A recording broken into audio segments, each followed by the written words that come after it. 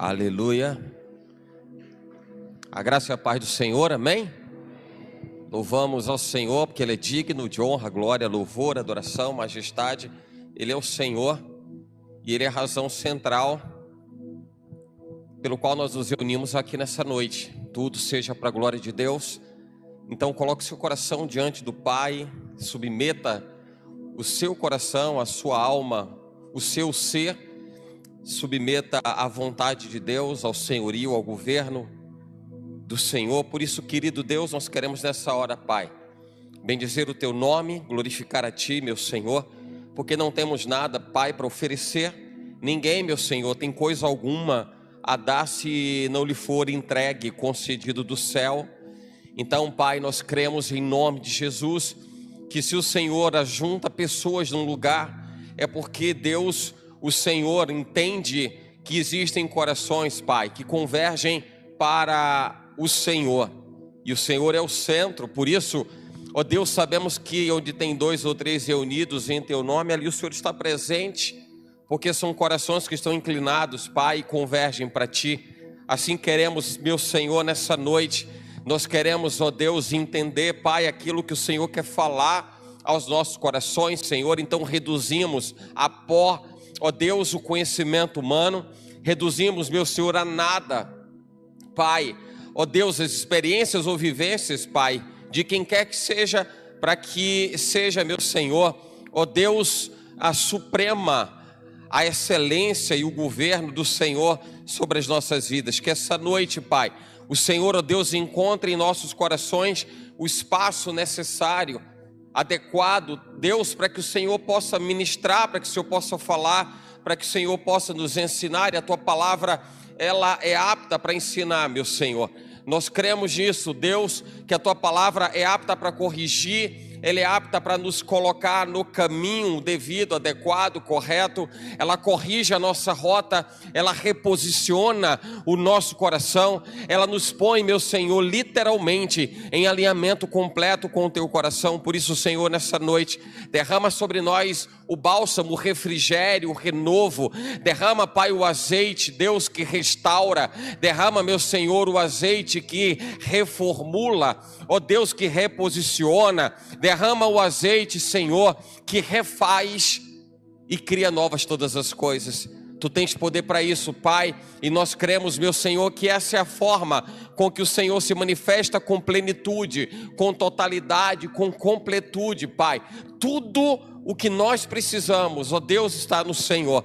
Não precisamos, meu Senhor, buscar em outra fonte, senão, Pai, no Senhor, porque o Senhor tem tudo aquilo que nós precisamos. Nós queremos, Pai, beber das águas desta fonte. Então derrama, fonte eterna, derrama sobre nós as muitas águas das quais queremos beber nessa noite, para a glória do Teu nome, Senhor. Em nome de Jesus, assim nós te agradecemos. Você pode dizer amém por isso?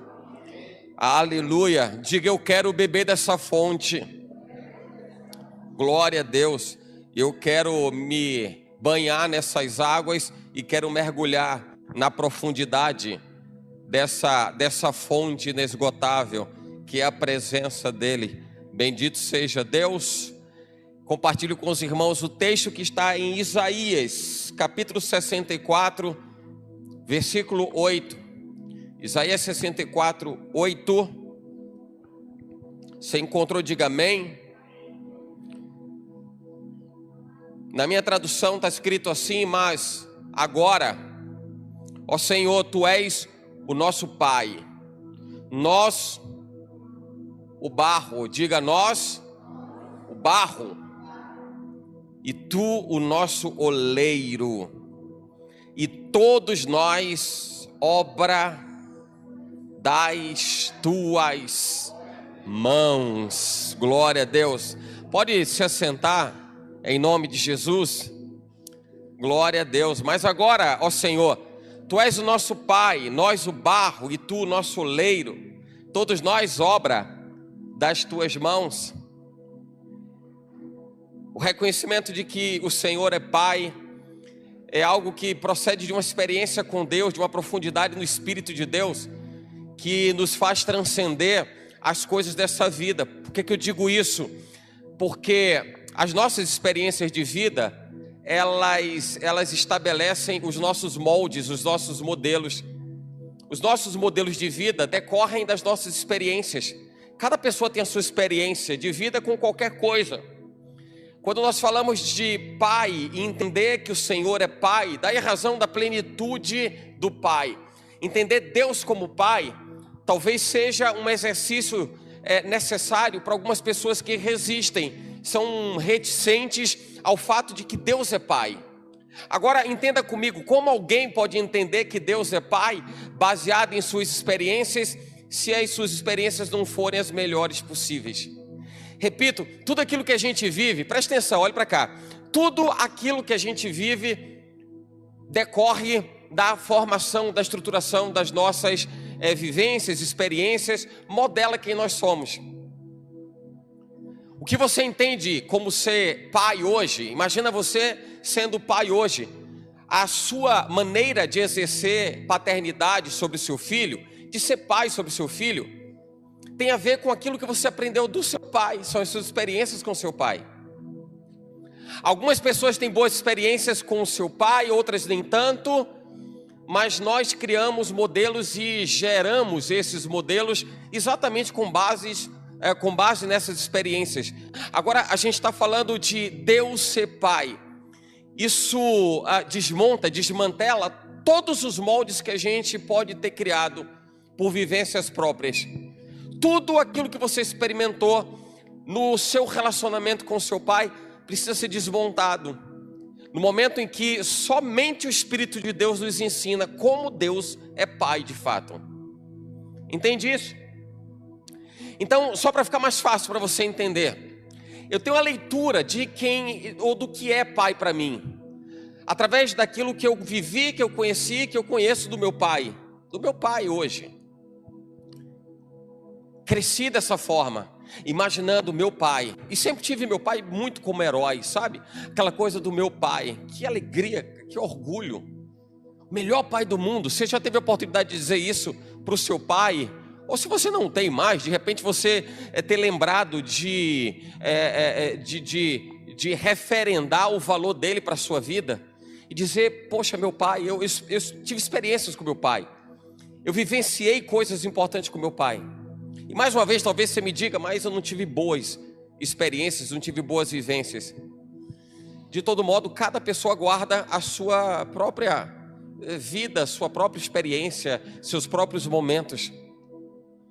Eu me lembro assim, e tem uma leitura de pai, e sobretudo pelo Evangelho, pai precisa guardar algumas características que são inerentes à questão da paternidade. A gente vai enxergar isso em Deus, a gente percebe isso nas Escrituras, o cuidado de Deus. Então é inerente à condição de pai cuidar, pai cuida.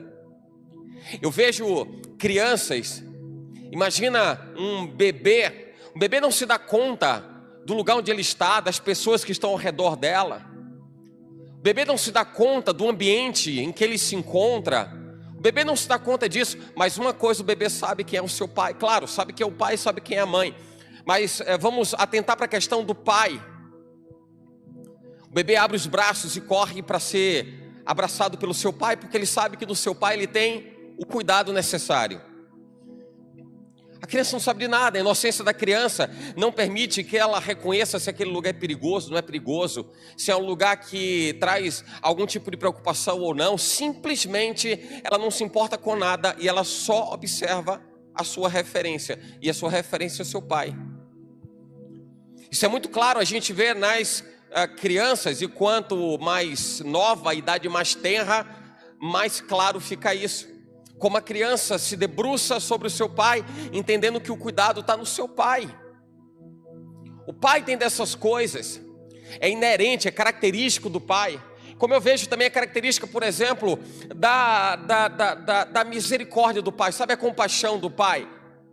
Talvez até ele precise chamar atenção, e isso é bíblico, a repreensão. Aquele que se detém de repreender o seu filho, muito mais coloca ele no mau caminho e conduz ele para o inferno do que propriamente ensiná-lo, instruí-lo a andar no bom caminho. Porque se ele é instruído no bom caminho, quando ele crescer não vai se desviar dele.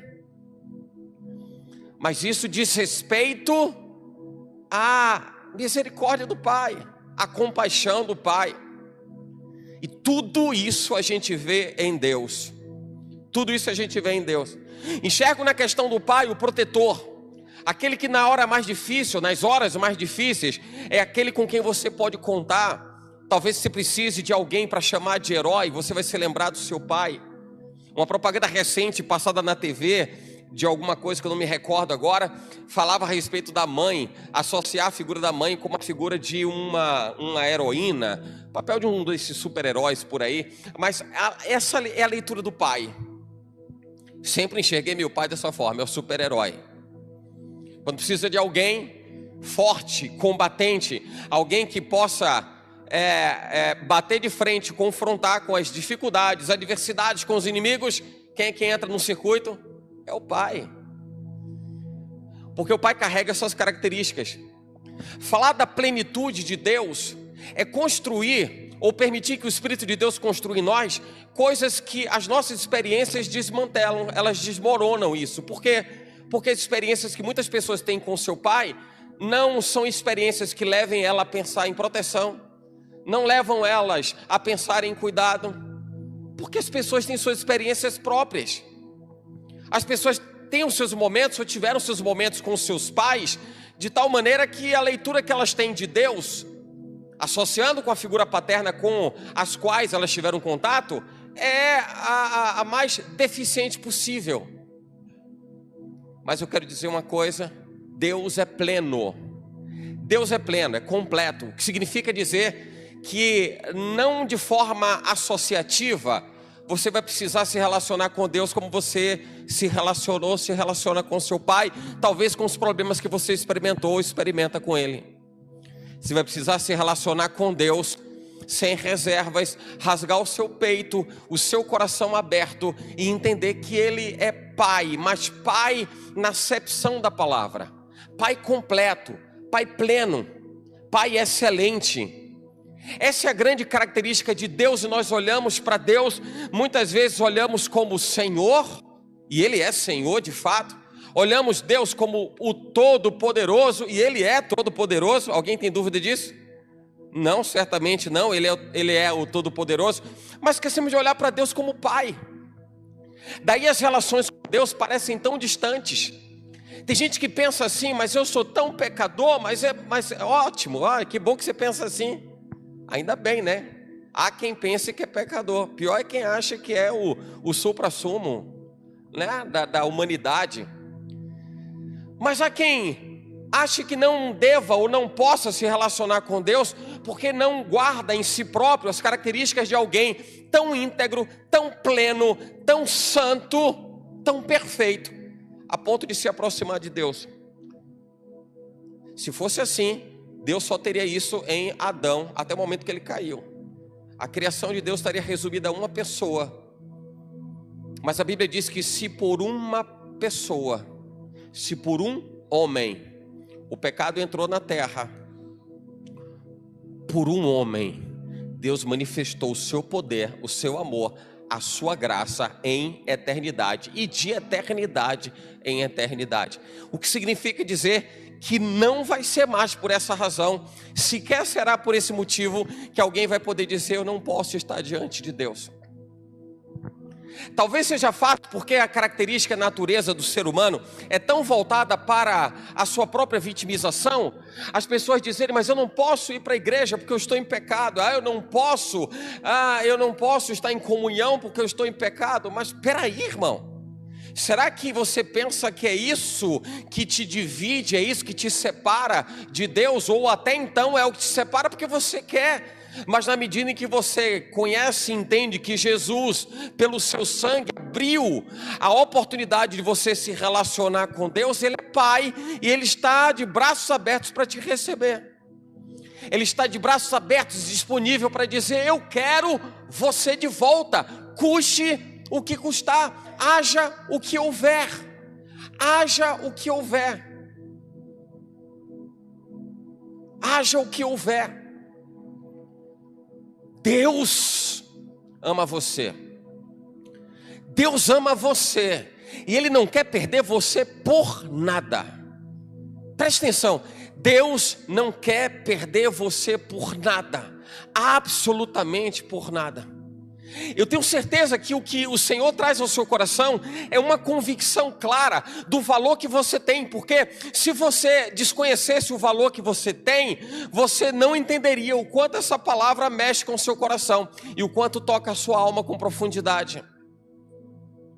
E isso não está nos seus méritos, porque nunca estará no mérito de ninguém, nunca será por obra meritória de quem quer que seja, nunca, nunca.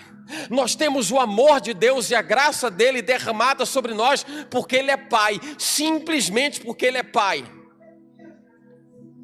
Um pai, quando olha para o seu filho, enxerga as suas virtudes, entende os seus defeitos, mas dificilmente você vai encontrar, dentro da característica literal de um pai, se pôr numa balança o quanto vale cada coisa. As virtudes falam mais do que os defeitos, os defeitos falam mais do que as virtudes. Você vai encontrar alguém que vai olhar para o seu filho e vai dizer: é o meu filho, do jeito que ele é, como ele é, eu não abro mão dele. Pois bem, eu estou aqui para dizer para você que Deus também não abre mão de você. Deus também não abre mão de você, nem pelos seus erros, nem pelos seus acertos, nem pelos seus equívocos, nem pelas suas virtudes. E quando o profeta Isaías ele reconhece isso, ele entende que, eu não quero entrar no mérito da história, mas enxergar os problemas que Israel vivia e as dores que Israel carregava, mas a ponto dele olhar para Deus e reconhecer: o Senhor é Pai. As dores de Israel são muitas, os problemas são muitos, mas o Senhor é Pai. E é por isso que a gente precisa desabilitar um pouco aquelas características que as pessoas, ou aqueles critérios que as pessoas acham que podem afastá-las da presença de Deus. É pelo meu pecado, é pela minha fraqueza, é pela limitação. Não, não pode, porque a Bíblia diz que nem os céus, nem a terra, nem a altura, nem profundidade, nem coisa alguma que exista, nem o porvir, nada pode nos separar do amor de Deus. Ele não condiciona a sua plenitude, ele não condiciona as circunstâncias. Aliás, se tem uma coisa ou uma única razão que pode dificultar ou impedir de você desfrutar dessa plenitude, é você mesmo. Por isso que a chave da sua vida está na sua mão. E quando eu digo que a chave da sua vida está na sua mão, não estou tirando de Deus a autonomia e a autoridade, não estou dizendo isso. Mas estou entendendo que a Bíblia declara que os céus são os céus do Senhor, mas a terra Ele deu aos filhos dos homens. Em outras palavras, Ele deu a você a oportunidade, a chance de você dizer: eu quero ou eu não quero, eu recebo ou eu não recebo. Por isso que uma voz profética, uma voz autoprofética, precisa ser alimentada na igreja em nossos tempos.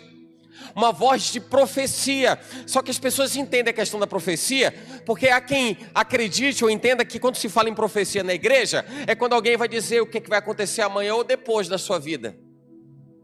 O sinal, o grande evento profético da igreja cristã, da igreja de Jesus Cristo, em profecia, daí a razão de sermos uma comunidade profética, é falar daquilo que Deus espera que nós falemos para as pessoas. A gente está vivendo um tempo de correção de rotas. Correção de rotas para essa geração, correção de rotas para outras gerações, e assim vai. As pessoas vão passar, mas o propósito continua. Hoje eu falo de correção de rota, amanhã o bebê dessa igreja vai falar de correção de rota para a geração dele, se Jesus não voltar antes. Pessoas passam, o legado permanece, o propósito permanece. Aí está o cunho do que é profético.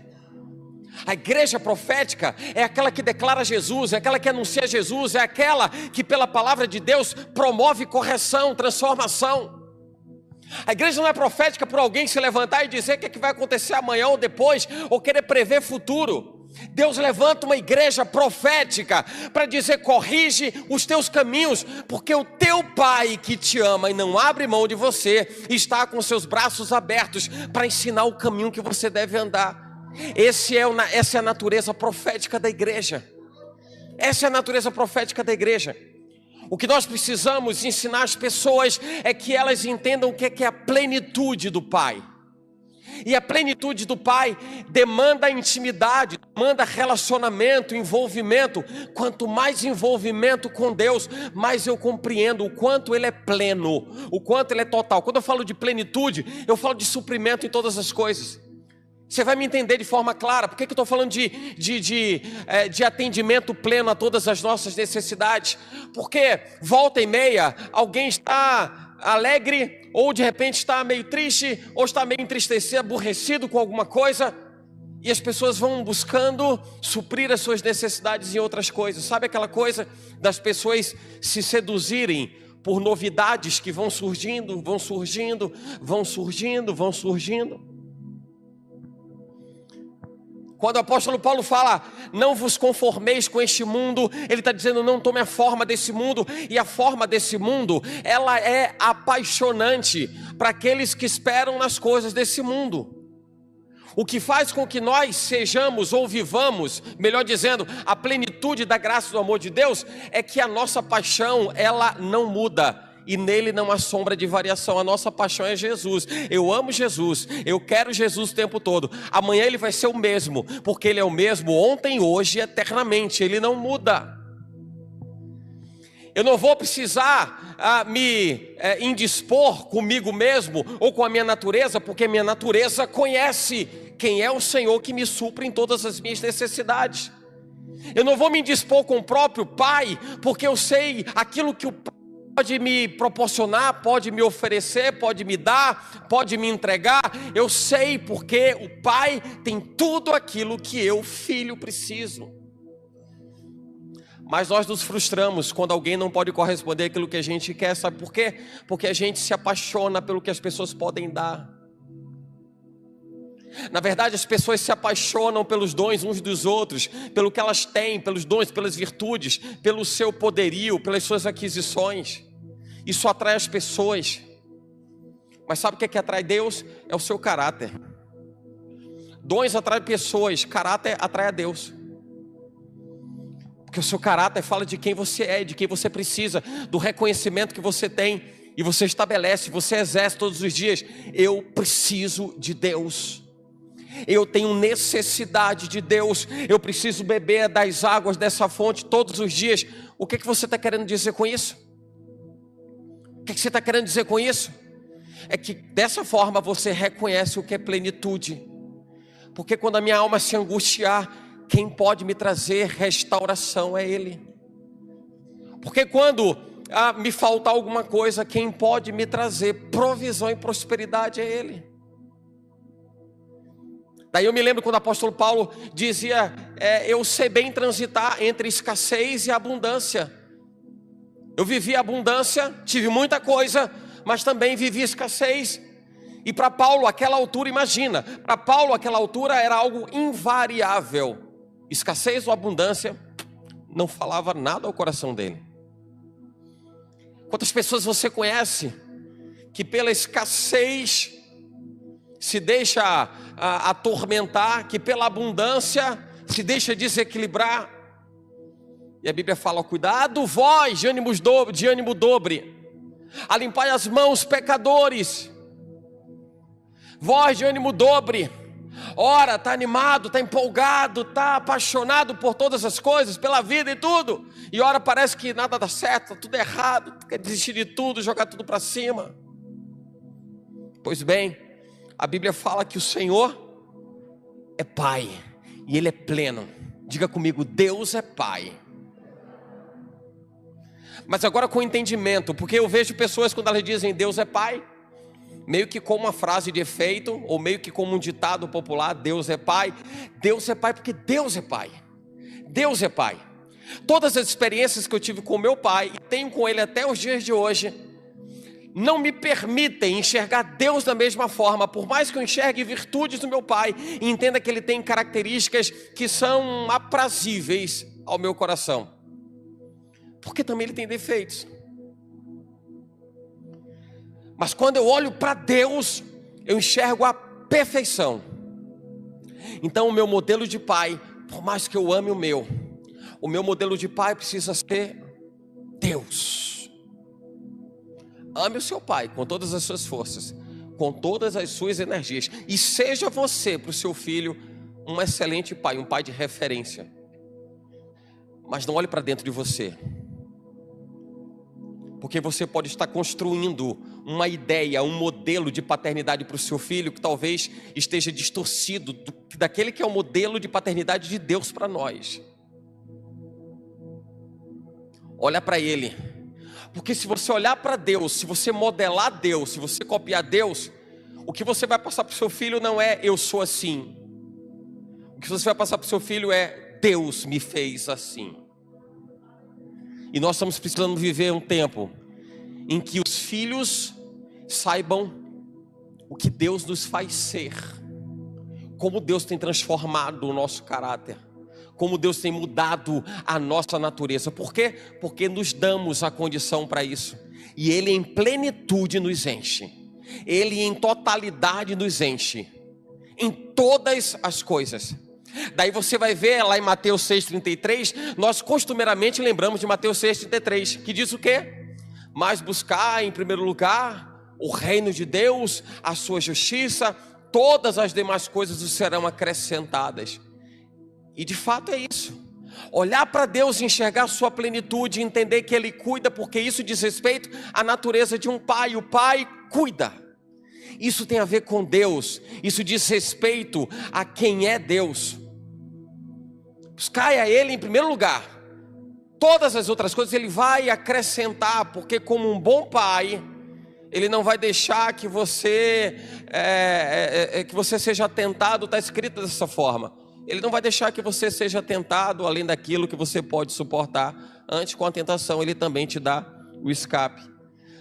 Mas isso é Mateus 6,33, mas quando você olha um pouco antes, e você faz a leitura do texto, dentro do contexto de Mateus 6,30, capítulo 6, perdão, versículo 30, você vai ver que a Bíblia fala assim, olha, é Ele quem veste a erva do campo, e que hoje dá flor, e amanhã desaparece queimada no forno. E diz a Bíblia, será que Ele não vai cuidar de você? Eu gosto de ver quando as Escrituras, a própria palavra de Deus, traz comparativos, para que a gente possa enxergar o quanto Ele ama a sua mais perfeita criação. Porque olhamos as flores do campo, achamos lindas as flores. Olhamos para toda a obra de Deus manifesta na natureza. Olhamos como o sol está numa posição tão adequada e precisa para que a gente nem morra de frio, nem seja torrado do calor. E vemos que não tem nada que pendure aquele sol na distância que está estabelecida da terra, senão pela mão de Deus. E se Deus faz tudo isso que é perfeito, imagina o cuidado que Ele tem para com a sua vida. Imagina o cuidado que Ele tem para com a sua vida. Então o texto diz assim, é claro que Ele vai vestir você, ainda que você tenha uma fé tão pequena, Deus se importa com você de uma forma tão extraordinária. Deus se importa com a sua vida. Deus tem uma atenção tão especial para com a sua vida. E Deus sabe que você precisa de todas essas coisas. Mas eu entendo esse reposicionamento que vem da parte de Deus quando diz, mas buscar pelo lugar o reino de Deus. Para de olhar para as necessidades, porque um bom pai, cuidador do seu filho, ele vai dar aquilo que você precisa. Um bom pai sabe cuidar do seu filho. A natureza de Deus como bom pai para conosco é de que nós sejamos assistidos e cuidados em todas as nossas necessidades. O Salmo 40, versículo 17, ou verso 17 diz, eu sou pobre e necessitado, porém o Senhor cuida de mim. Tu és o meu amparo, Tu és o meu libertador, meu amparo, meu cuidado, minha assistência. Sabe que às vezes tem momentos da vida que a gente não sabe muito bem o que fazer. Parece que a gente está meio que perdido, desorientado. E a gente precisa romper com as coisas que nos conectam a esse mundo. Nós somos carnais, nós somos materiais e materialistas. A gente precisa ver as coisas acontecerem. Mas quantas vezes Jesus, em instrução e exortação, apontou para as coisas que não se veem com os olhos. Quando o Senhor nos traz a certeza de que é melhor o fim das coisas do que o início delas, pergunto, o fim das coisas a gente conhece? Claro que não. O início delas é aquilo que está na nossa mão, a gente sabe, a gente vê. Mas o fim das coisas talvez seja algo intangível, sabe? A gente não consegue mensurar, não consegue dar forma, não consegue entender ainda, porque está fora do alcance. Mas entendo quando o Senhor diz que o fim das coisas, mas o fim das coisas quando nós confiamos em Deus. O fim das coisas são melhores do que o princípio, o início delas. E muitas vezes o início dessas coisas não são nem tão bons inícios assim. Bom seria que, ou em tese, o nosso coração dirá isso, que bom seria que o início de tudo aquilo que a gente começa fosse perfeito. Nem tudo acontece dentro das nossas expectativas, do atendimento das nossas expectativas. Mas quando o Senhor diz, melhor é o final de todas as coisas. Em outras palavras, Ele remete a algo que está fora da nossa contemporaneidade, do agora, da nossa vida. Ele fala do fim de todas as coisas. O Senhor traz uma ponta de esperança no porvir, na eternidade, para que o nosso coração não se aproprie de algo que é tão passageiro, é tão efêmero, as coisas dessa vida. Por isso que a Bíblia diz, não ajunteis tesouros na terra. Se preocupe com isso. Porque para quem acha, na medida que o tempo vai passando, a gente vai percebendo qual é o valor das coisas eternas. A gente vai aprendendo, tem algo extraordinário nisso. Ao longo do tempo a gente vai entendendo o valor das coisas eternas por duas razões muito claras. Uma, pela maturidade, a gente vai crescendo, vai vivendo, vai ficando mais maduro. Paulo dizia isso, quando era menino, eu falava as coisas de menino. E logo que eu cresci, deixei de fazer as coisas de menino. Tem um determinado momento da vida que a gente deixa de fazer as bobagens do tempo passado, da infância, da juventude, porque a gente vai crescendo, é maturidade. E a gente vai dando valor a coisas que talvez a gente não desse em outros tempos. Esse é um aspecto. Tem um segundo aspecto. É porque na medida que o tempo vai passando, a gente vai vendo que as coisas que a gente viveu vão ficando para outras gerações. Uma hora a gente passa. E essa é a nossa universidade da vida. A nossa universidade da vida é compreender cada dia mais o valor de estar perto do Pai. O valor de viver Jesus, de desfrutar da excelência, da glória, do poder, da majestade dEle. É por isso que a gente precisa entender esse cuidado permanente, diário. Quando você recorre a Deus, sabe que Ele está lá. Porque Ele é Pai em todas as circunstâncias. E Ele não define momentos, ou circunstâncias, ou oportunidades para que Ele exerça essa paternidade de forma alguma. Mas a gente precisa entender que Ele está pronto para ser Pai em qualquer momento da nossa vida. Em qualquer momento. 1 Pedro 5,7, a Bíblia diz isso. Lança sobre Ele, coloca as preocupações sobre Ele, entrega a Ele todas as coisas. Deus tem cuidado de você. Deus tem cuidado de você. Não carregue nenhum estereótipo de pai por algumas leituras, algumas delas bem pejorativas, do que é ser pai. Não, ser pai tem uma característica. Ser pai é algo valoroso. Desfrutar da paternidade de Deus é algo valoroso. É que a gente vai vivendo e vai percebendo que algumas coisas são desconstruídas, né? A gente vive num tempo, nós aprendemos o quanto vale a família. Irmão, valorize a sua família. Mas valorize muito a sua família. Deus deu a você o melhor pai, a melhor mãe. Deus deu a você o melhor filho. Deus deu a você o melhor irmão. Tudo tem uma razão de ser. Foi por acaso. Às vezes a gente está querendo espelhar na vida da gente a experiência alheia. Está querendo viver aquilo que não é nosso, é do outro. O que é do outro é do outro, o que é nosso é nosso. Usa a sua boca para semear virtude, semear poder, semear vida, semear renovo. Vamos entrar no mérito do que é bom, o que é ruim, alguém que é melhor, alguém que é pior, não vai valer a pena. Nosso parâmetro de perfeição é o Senhor e ninguém mais e nada mais. Aquilo que a gente precisa viver, usufruir, desfrutar da vida é do amor, da oportunidade de amar. E é um princípio de relacionamento com Deus, porque se você não ama aquele que está perto de você, e isso vale para seu irmão, seu familiar, aquele que você vê, como é que você vai dizer que ama a Deus que você não vê? Amor é algo extraordinário, é algo incondicional.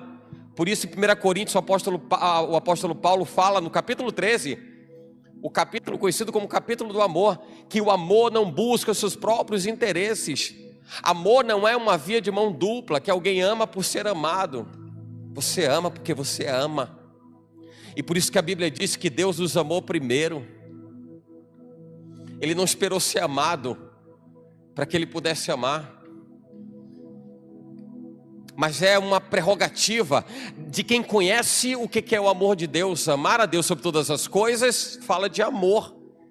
E o segundo mandamento, que diz amar ao seu próximo como a você mesmo, também fala de amor. Quando o Senhor ele traz os mandamentos para Israel e traz os mandamentos para nós e para a igreja contemporânea, para os nossos dias e para as gerações vindouras, Ele traz como princípio amor.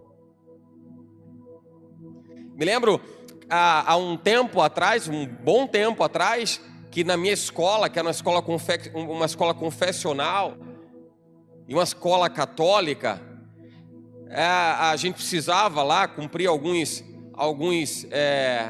ritos assim de decorar uma determinada reza, tal, coisa do tipo. E naquelas oportunidades a gente só lembrava de decorar mesmo. O negócio era decorar. Sabe aquela coisa quando você é interrompido? Ser interrompido tem que começar tudo de novo, senão não lembra de onde parou. Porque a mensagem não estava internalizada. Porque não havia uma mensagem consolidada para dizer: você está entendendo o que você está lendo? Está entendendo o que você está lendo?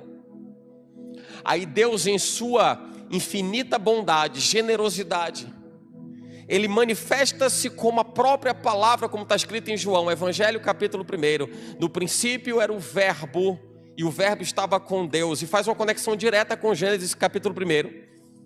Que pelo poder da palavra de Deus, Ele disse: haja luz, houve luz. E Ele foi dando os comandos para que tudo se formasse. No princípio era o verbo estava com Deus, o verbo era Deus. Depois o Senhor nos traz a certeza de que Jesus é a palavra, quando Ele diz: e Ele se fez carne, a palavra se fez carne e habitou entre nós. E vimos em Jesus a graça do unigênito do Pai, e nele tinha graça, nele tinha verdade. Vimos que Ele era o padrão, a referência, o parâmetro. Olha para quem cuida de você, olha para quem instrui você. Ele te deu uma palavra para você viver por ela, viver dependendo dela. Então eu começo agora a desmanchar a minha forma de fazer a leitura das coisas da vida, porque os meus olhos agora não podem se firmar naquilo que vai me trazer inconsistência, instabilidade. Preciso colocar os meus olhos onde eu vou ter certeza de que os meus pés estarão bem firmados. E os meus pés estão firmados em Jesus. Diga: os meus pés. Bate assim, para dizer que são seus mesmo, para você não pensar que é o pé do irmão. Então os meus pés estão firmados na rocha Jesus. E você sabe que Ele cuida de você. É o que diz o Salmo 23, conhecido Salmo 23. O Senhor é o meu pastor e Ele não me faltará.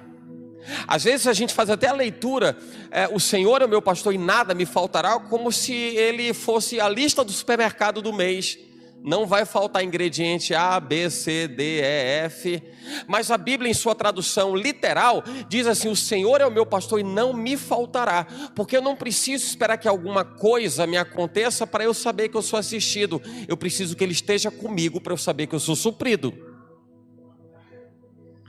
O que significa dizer que se faltar comida do prato, mas eu estou com Ele, eu estou suprido. E estando suprido, eu não perderia a oportunidade de dizer: se não tem a comida do prato é porque hoje é dia de jejum. Coração grato enxerga Deus em todas as coisas. O coração amargurado vai encontrar problemas, dificuldades, motivos para murmurar, mesmo na abundância. Mesmo na abundância. O coração ingrato, amargurado, é assim, alguém que viaja e vai fazer um passeio com tudo pago e vai rodar o mundo. Com tudo pago. Mas vai reclamar porque a comida veio sem sal.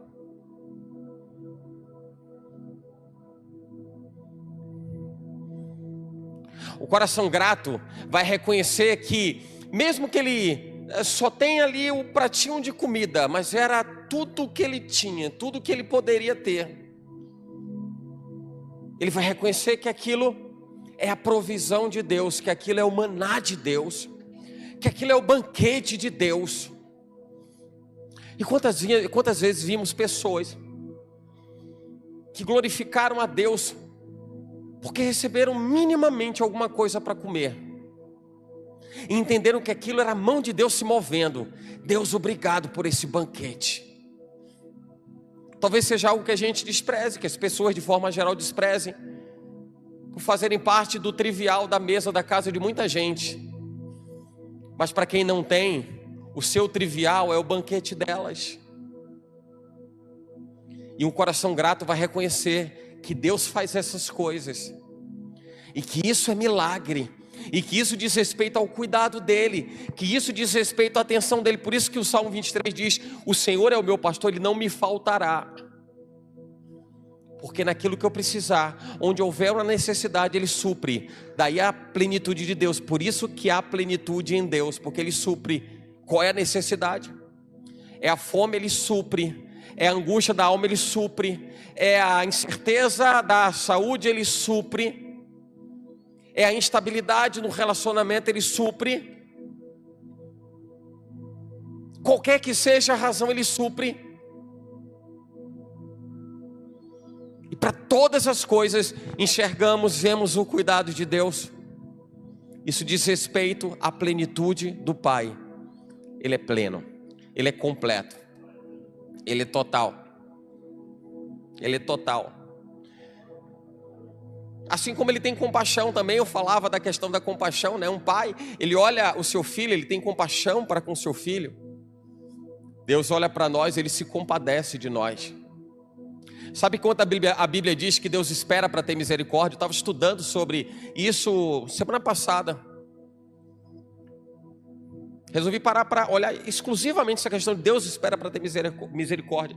Porque eu percebi uma leitura de algumas pessoas do tipo, de que Deus espera que alguém continue vivendo da forma que quer viver.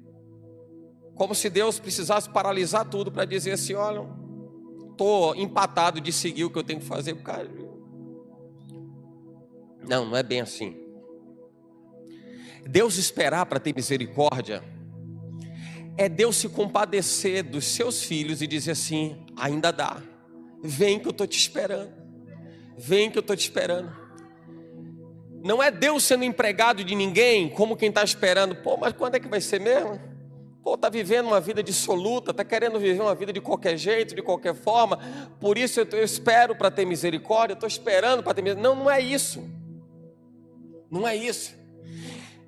Deus espera para ter misericórdia é quando o Senhor nos traz a certeza de que ainda há chance. Buscai o Evangelho enquanto se pode achar. Buscai enquanto Ele está perto. É a oportunidade, é o sentimento da oportunidade, é o agora. Vamos embora, é agora, pode ser agora. Talvez seja a última chance, talvez seja o último momento. Mas ainda assim a gente vê algumas pessoas quando elas vão deixando as coisas. Não, depois.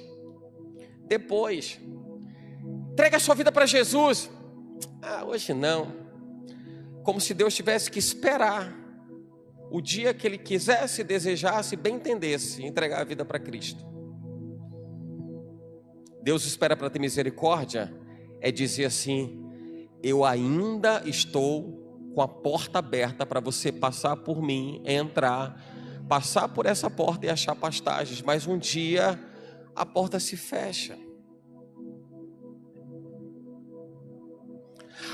A pior das incertezas que nós temos é de nós não sabermos nem o que vai acontecer daqui a um minuto. Quer saber o que deixa o homem, o ser humano, o indivíduo, de perna bamba, batendo o joelho um no outro? É não saber o que vai acontecer daqui a um minuto. O que é a sua vida que hoje existe? Tiago escreve isso. O que é a sua vida que hoje existe e amanhã se desvanece, se dissipa, ela vaporiza? Não é nada. A Bíblia fala que a terra está por escabelo dos pés do Senhor. O escabelo é um instrumento que manicure usa para poder fazer a unha do pé. Coloca o pé naquele banquinho ali, é o escabelo. A Bíblia fala que a terra é isso.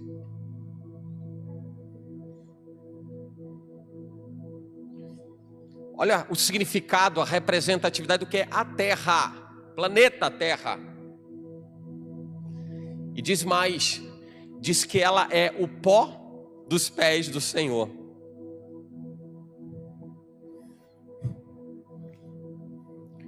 Ao mesmo tempo que ele olha para a sua alma, enxerga um valor incomparável, de maneira que não há na terra nada mais precioso, nada mais valioso do que a sua alma para ele. Sua alma para ele. E as pessoas começam a nutrir tanto a sua carne, tanto o seu corpo, esquecem de nutrir a alma. Porque as pessoas acham que elas têm um corpo e esse corpo tem alma. Não, você é uma alma que tem um corpo. Nutrir o corpo é importante, mas nutrir a alma é muito mais, porque o corpo perece e a alma é eterna. O corpo perece, mas a alma é eterna. Mas como eu falava desde o início, que nós somos tão materializáveis ou materialistas, que as pessoas acabam dando vazão à carne, porque a carne é aquilo que você vê. A fome, ela se denuncia, você vê, o estômago vai... Ou ele está tentando se comunicar com o cachorro, ou é porque está com fome mesmo. Aí a gente corre para poder suprir a necessidade do corpo. Mas às vezes não percebemos que a alma está gritando. A alma está gritando, a alma está gritando. E aí? Vamos deixar de suprir a necessidade da alma? Vamos deixar de olhar para aquilo que Deus espera que nós alimentemos? Que nós possamos encher? A Bíblia fala no Salmo 103, 13 e 14: como um pai se compadece de seus filhos, assim o Senhor tem compaixão daqueles que o temem, pois Ele sabe do que fomos formados. Lembra-se de que nós somos pó. Deus olha para nós e Ele espera para ter misericórdia, na perspectiva de que os seus braços estão abertos para a gente saber que sempre vai haver compaixão, sempre vai haver misericórdia. Não tem absolutamente nada, não tem pecado, não tem erro, equívoco, tropeço, blasfêmia que te afaste da presença dEle. Basta você dizer: eu quero voltar. Nós temos essa leitura muito clara na interpretação textual do filho pródigo, da história do filho pródigo, ou parábola do filho pródigo. Mas como Deus olha para cada um de nós, enxergando onde estão as nossas falhas, as nossas fraquezas, onde a gente comete os nossos erros, nossos infortúnios. Mas Ele olha e diz assim: você é meu filho, volta para cá, você é meu filho. E não tem nada que nos traga maior segurança do que saber que o Senhor olhou para nós e nos chamou de filhos, e a todos quantos o receberam, deu-lhes o poder de serem transformados em filhos de Deus, aos que creem no seu nome. Mesmo Ele vindo para os seus e não sendo recebido pelos seus, mas nós o recebemos. E esse amor tão grande de Deus, que fez com que Ele gravasse os nossos nomes na palma da mão dEle. Gravei o seu nome na palma da minha mão. Não quero entrar na questão simbólica ou interpretativa das escrituras, mas eu gosto muito de fazer interpretações literais. E tem vezes que eu fico imaginando assim, Deus pega a sua mão gigantesca e no meio de um monte de nome está o meu lá, está o seu, porque Ele gravou nas mãos dele o seu nome. E o seu nome foi gravado quando Jesus foi para a cruz. Aqueles pregos escreveram seu nome. Quando aqueles pregos rasgaram as mãos do Messias, seu nome estava sendo lembrado, estava saindo lá o seu nome, estava sendo escrito o seu nome. Seu nome está nas mãos de Deus, está gravado. Mesmo antes de você sair do ventre, Ele já te conhecia. Ele já tinha separado você antes de você ser gerado, sair da madre. Ele já tinha separado você, consagrado você, te entregou uma missão, te entregou uma responsabilidade. Profeta, isso é o profeta Jeremias. Aí Deus revela ao profeta Isaías dizendo assim: poderá uma mãe se esquecer do seu filho a quem amamenta, seu filho de peito? Aí ele diz assim: olha, mas ainda que aconteça, todavia eu não esqueço de você. E mesmo que alguém se esqueça de Deus no decorrer do tempo, Ele não se esquece de nós. Ele não se esquece de você. Porque a atenção de um pai diz respeito ao cuidado, diz respeito à presença, diz respeito à assistência, diz respeito à compaixão. Tudo isso fala da plenitude dele como pai. Você olha para ele e diz: meu pai, meu herói. Porque um pai que é um herói é um pai que está pronto para resgatar, para salvar, para proteger, para guardar o seu filho. Para guardar o seu filho. A Bíblia diz em João 3,16 exatamente o célebre texto que conhecemos, que Deus amou o mundo de tal maneira que Ele deu o seu filho, para que todo aquele que nele crê não pereça, mas tenha a vida eterna. O Senhor olhou para você e abriu um caminho para que você pudesse se aproximar dele, por Jesus Cristo, através de Jesus Cristo. E recebemos da parte de Deus, por Jesus Cristo, a chance de experimentarmos a sua presença salvífica, aquela que não deixa que a nossa alma esteja dispersa do plano e do propósito original. É em Jesus Cristo e por Jesus Cristo que Ele nos traz de volta ao projeto que Deus tinha no seu coração desde a criação, da sua convivência eterna com o homem. E lembrando de você, cuidando de você, zelando por você, protegendo você, salvando você. Ele inaugurou esse novo e vivo caminho. E o sangue de Jesus é o sangue que pavimenta a estrada por onde a gente volta a se encontrar com o Pai. Olha para quem está perto de você e diga para essa pessoa: esse é o meu Pai. E o meu Pai tem tudo para mim. Diga: o meu Pai tem tudo para mim. Mas diga com alegria, diga: meu Pai tem tudo para mim. Eu sou o caminho, a verdade, a vida. Ninguém vem ao Pai se não for por mim. João 14. Ele é o próprio Pai. E tudo isso diz respeito à sua generosidade, à sua bondade. Amém?